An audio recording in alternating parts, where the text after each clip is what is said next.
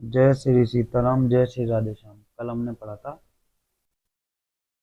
कोई एक कहते हैं, हम बहुत नहीं जानते, हाँ अपने को परम धन्य अवश्य मानते हैं जो इनके दर्शन कर रहे हैं। और हमारी समझ में वे बड़े ही पुण्यवान हैं जिन्होंने इनको देखा है, जो देख रहे हैं और जो देखेंगे। अब हम आगे पढ़ते हैं।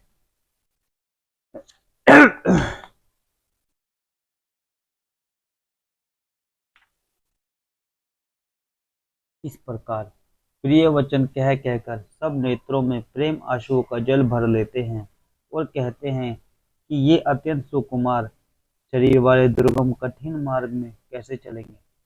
स्त्रियां स्नेहवश इस विकल हो जाती हैं, मानो संध्या के समय चकवी भावी वियोग की पीड़ा से सो रही हो, दुखी हो रही है।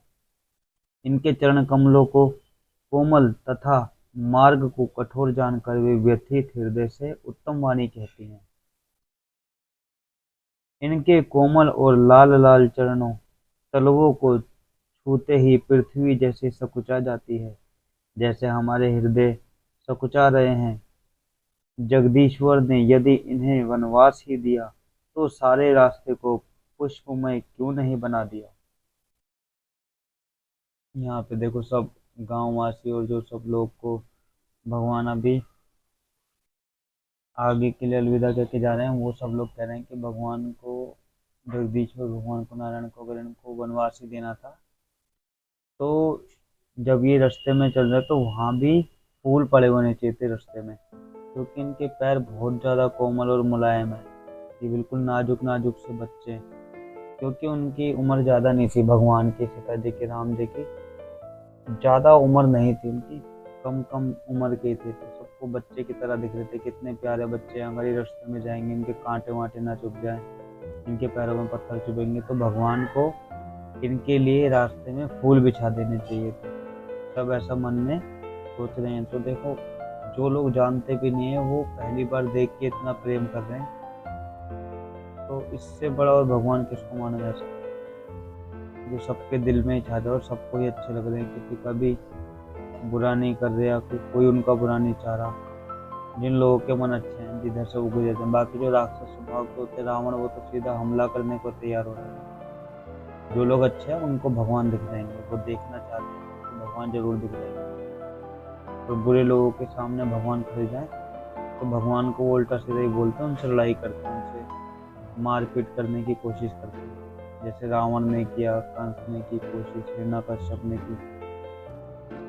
हम लोग अपने आप को अच्छे लोगों में लाने के लिए भगवान का बार बार अगर नाम जपते रहेंगे तो भगवान हमें कभी ना कभी एक्सेप्ट कर ही लेते हैं। वरना हम कितने भी कोशिश कर लें अच्छे मन से कि सब कुछ करेंगे, मगर हमारे अंदर जो चालाकियाँ भरी हुई है ना पहले से, वो हमें पलट देती है, बार बार दे दे के मारते, और फिर मन अपना खेल खेलता रहता है। फिर ये माया अपना खेल खेलती है कि वो आपको आगे निकलने ही नहीं देगी। आप सोचोगे कि मैं इस मोह माया से आगे निकल जाऊं, तो ये आपको और तेज खींचेगी। ये चीज़ धीरे धीरे समझ में आएगी जब हम आगे इसको पढ़ेंगे। भगवान की कृपा होगी तो हम सबको समझ में आएगी। यदि ब्रह्मा से मांग मिले तो हे सखी, हम तो उनसे मांग कर इन्हें अपनी आंखों में ही रखे। जो स्त्री पुरुष इस अवसर पर नहीं आए वे श्री सीताराम जी को नहीं देख सके। उनके सौंदर्य को सुनकर वे व्याकुल होकर पूछते हैं कि भाई अब तक वे कहाँ गए होंगे। और जो समर्थ हैं वो दौड़ते हुए जाकर उनके दर्शन कर लेते हैं और अपना जन्म परम फल पाकर विशेष आनंदित होकर लौटते हैं। देखो, जो लोग नहीं आए थे, जो लेट हो गए तो भगवान को देख नहीं पाए थे, उनको पता चला कि बहुत ज्यादा सुंदर बच्चे जा रहे हैं, तीन ऐसे बहुत ही ज्यादा सुंदर है। सब उनकी उतनी तारीफ कर रहे थे। जो लोग बहुत ज्यादा लेट हो गए वो तो व्याकुल हो गए कि हम क्यों नहीं देख पाए तरह से। जो लोग कुछ लेट हुए थे वो पीछे भागते भागते भगवान को देखने के लिए चले गए। जैसे हम लोग नहीं चले जाते, अभी पता चलता है कि आगे आ, कोई झांकी जा रही है तो हम लोग भाग के आगे उसको देखने के लिए जाते हैं। ऐसे ही भगवान को देखने के लिए वे लोग भागे कि हमारे हाथ से मौका छूट ना जाए। गर्भवती, प्रसूति आदि अबला स्त्रियां, बच्चे और बूढ़े दर्शन न पाने से हाथ मलते और पछताते हैं। इस प्रकार जहाँ जहाँ श्री राम जी जाते हैं वहाँ वहाँ लोग प्रेम के वश में हो जाते हैं। सूर्य कुल रूपी कुमुदनी के प्रफुल्लित करने वाले चंद्रमा स्वरूप श्री रामचंद्र जी के दर्शन गांव गांव में ऐसे ही आनंद हो रहा है। जो लोग वनवास दिए जाने का कुछ भी समाचार सुन पाते हैं, वे राजा रानी दशरथ के कई को दोष देते हैं। कोई एक कहते हैं कि राजा बहुत ही अच्छे हैं, जिन्होंने हमें अपने नेत्रों का लाभ दिया। स्त्री पुरुष सभी आपस में सीधी स्नेह भरी सुंदर बातें कर रहे हैं। कहते हैं वे माता पिता धन्य हैं जिन्होंने इन्हें जन्म दिया। वह नगर धन्य हैं जहाँ से ये आए हैं। वह देश पर्वत वन और गांव धन्य हैं, और वहीं स्थान धन्य हैं जहाँ जहाँ से ये जाते हैं। ब्रह्मा ने उसी को रचकर सुख पाया है, जिसके ये श्री रामचंद्र जी सब प्रकार से स्नेही हैं।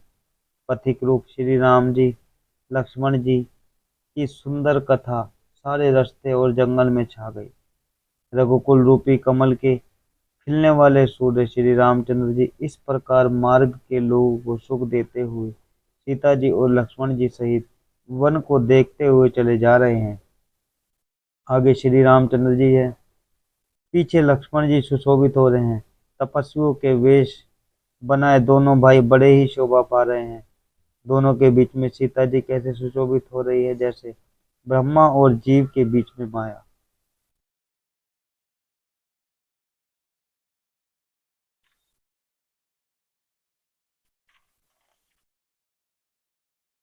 फिर जैसी छवि मेरे मन में बस रही है, उसको कहता हूँ। मानो बसंत ऋतु और कामदेव के बीच में रति कामदेव की स्त्री सुशोभित हो रही है। फिर अपने हृदय में खोजकर उपमा कहता हूँ कि मानो बंधु चंद्रमा के पुत्र और चंद्रमा के बीच में रोहिणी चंद्रमा की स्त्री सोह रही हो। प्रभु श्री रामचंद्र जी के जमीन पर अंकित होने वाले दोनों चरण चिन्हों के बीच बीच बीच में पैर रखती हुई सीता जी कहीं भगवान के चरण चिन्हों पर पैर न टिक जाए, इस बात से डरती हुई मार्ग में चल रही हैं। और लक्ष्मण जी मर्यादा की रक्षा के लिए सीता जी और श्री रामचंद्र जी दोनों के चरण चिन्हों को बचाते हुए उन्हें दाहिने रखकर रास्ता चल रहे हैं। श्री राम जी लक्ष्मण जी और सीता जी की सुंदर प्रीति वाणी का विषय नहीं है, अर्थात अनिर्वचनीय है। अतः वह कैसे कही जा सकती है। पक्षी और पशु भी उसी छवि को देखकर प्रेमानंद मग्न हो जाते हैं। पथिक रूप श्री रामचंद्र जी ने उनके भी चित्त चुरा लिए हैं। प्यारे पथिक सीता जी सहित दोनों भाइयों को जिन जिन लोगों ने देखा, उन्होंने भव का अगम मार्ग जन्म मृत्यु रूपी संसार में भटकने का भयानक मार्ग बिना ही परिश्रम आनंद के साथ तय कर लिया, अर्थात वे आवागमन के चक्र से सहज ही छूटकर मुक्त हो गए। आज भी जिसके हृदय में स्वप्न में भी कभी लक्ष्मण जी सीता जी राम जी तीनों बटोही आ बसे, तो वह भी श्री रामचंद्र जी के परम धाम उस मार्ग को पा जाएगा, जिस मार्ग को कभी कोई बिरले ही मुनि पाते हैं। आज भी जिसके हृदय में सपने में भी कभी लक्ष्मण सीता राम तीनों बटोही आ बसे, तो वह भी श्री रामचंद्र जी के परम धाम के उस मार्ग को पा जाएगा, जिस मार्ग को कभी कोई बिरले ही पाते हैं। तब श्री रामचंद्र जी सीता जी को थकी हुई जानकर और समीप ही एक बड़ा वृक्ष और ठंडा पानी देखकर उस दिन वहीं ठहर गए। कंद मूल फल खाकर रात भर वहां रहकर प्रातः काल स्नान करके श्री रघुनाथ जी आगे चले। सुंदर वन तालाब और पर्वत देखते हुए प्रभु श्री रामचंद्र जी वाल्मीकि जी के आश्रम में आए। श्री रामचंद्र ने देखा कि मुनि का निवास स्थान बहुत सुंदर है। वहाँ सुंदर पर्वत वन और पवित्र जल है। सरोवर में कमल और वनों में वृक्ष फूलों से लदे हुए हैं और मकरंद रस में मस्त हुए भोरे सुंदर गुंजार कर रहे हैं। बहुत से पक्षी और पशु कोलाहल कर रहे हैं और वैर से रहित होकर प्रसन्न मन से विचर रहे हैं। पवित्र और सुंदर आश्रम को देखकर कमल नयन श्री रामचंद्र जी हर्षित हुए। रघुकुल श्रेष्ठ श्री रामचंद्र जी का आगमन सुनकर मुनि वाल्मीकि जी उन्हें लेने के लिए आए। श्री रामचंद्र जी ने मुनि को दंडवत किया। विप्र श्रेष्ठ मुनि ने उन्हें आशीर्वाद दिया। श्री रामचंद्र जी की छवि देखकर मुनि के नेत्र शीतल हो गए। सम्मान पूर्वक मुनि उन्हें आश्रम में ले आए। श्रेष्ठ मुनि वाल्मीकि जी ने प्राण प्रिय अतिथियों को पाकर उन्हें उनके लिए मधुर कंद मूल और फल मंगवाए। श्री सीता जी, लक्ष्मण जी और श्री रामचंद्र जी ने फलों को खाया। तब मुनि ने उनको विश्राम करने के लिए सुंदर स्थान बतला दिया। मुनि श्री रामचंद्र जी के पास बैठे और उनकी मंगल मूर्ति को नेत्रों से देखकर वाल्मीकि जी मन में बड़ा भारी आनंद पा रहा है। वाल्मीकि जी के मन में बड़ा भारी आनंद हो रहा है। तब श्री रघुनाथ जी कमल सदृश हाथों को जोड़कर कानों को सुख देने वाली मधुर वचन वाणी बोले। जय श्री सीताराम, जय श्री राधे श्याम। आज हमने यहाँ तक पढ़ा, कल आगे पढ़ेंगे।